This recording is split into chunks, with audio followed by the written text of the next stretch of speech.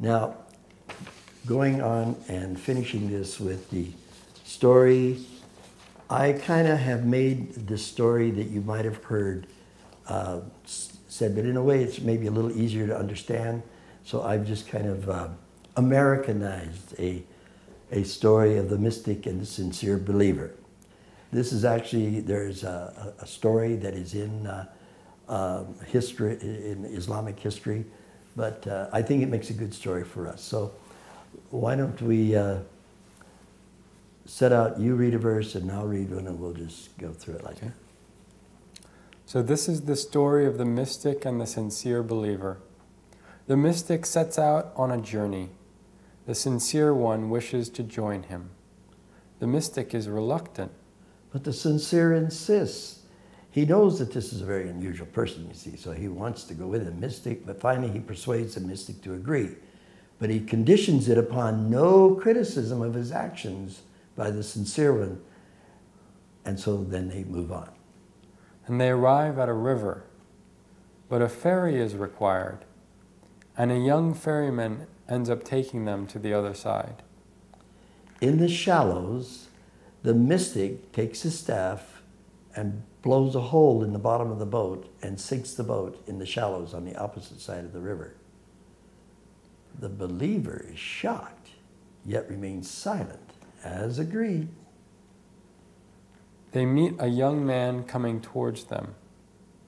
The mystic greets him pleasantly, then knocks him out with his staff and continues on his way. The believer is appalled, yet keeps his silence, as agreed. Arriving at their goal, which is the home of an orphaned brother and sister who have just come of age, they are graciously treated and shown a sacred monument left to them for remembrance by their parents. Leaving before dawn, while the household sleeps, the mystic crushes the monument with his staff. As they hurriedly leave, the sincere believer can no longer contain his righteous indignation and complains and berates the mystic for his insensitivity and outrageous behavior. The mystic exclaims firmly, but with compassion, to his perplexed companion, "O friend, could you but perceive the reality of the situation and would understand. The young man and his boat were about to be conscripted to serve an invading army. The sinking of his boat saves his life and the lives of his elderly parents. The unconscious man was prevented from assassinating the king. The parents of the orphans hid their treasure from greedy relatives within the monument. Now the orphans will discover their inheritance. Only those who can see beyond outward appearances can see the larger picture and serve in this profound way." Now this is by no means the literal story, but I'm trying to get across the idea. People in the higher realms of consciousness can see through the faith in the Word of God and in understanding its wondrous mysteries, can see sometimes into the future by following the pattern, the script, the prophecies, etc. And they see things and they make decisions accordingly. But to the normal person living in a normal life, even though they are believers, don't understand what's going on and find reams of criticism to offer. But that's why they sometimes find it hard to journey together.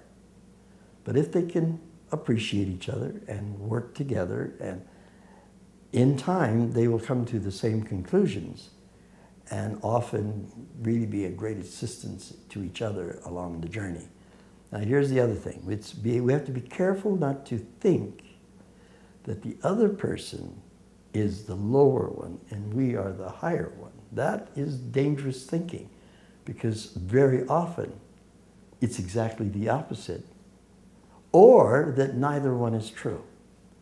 So we don't go around making judgments. What we try to do is understand, not to be so quick to criticize others because we know not exactly what's going on in their life. They might be seeing something that we're not seeing. But in all honesty, Baha'u'llah basically says, in that we do operate on these three differing planes, conflict will appear. How we handle it is the key. That we don't use disagreement to become disunited. That we accept differences, be patient with these challenges, and use the overriding commandment of God: do not get into these hassles and arguments. Understand you can see things differently, but your ultimate purpose is to serve God and advance the cause of God. And so we can learn to live harmoniously in spite of our differences. If any community needs that, it's the Baha'i community. We need to be able to see with eyes of compassion and understanding for each other as we work together to move forward.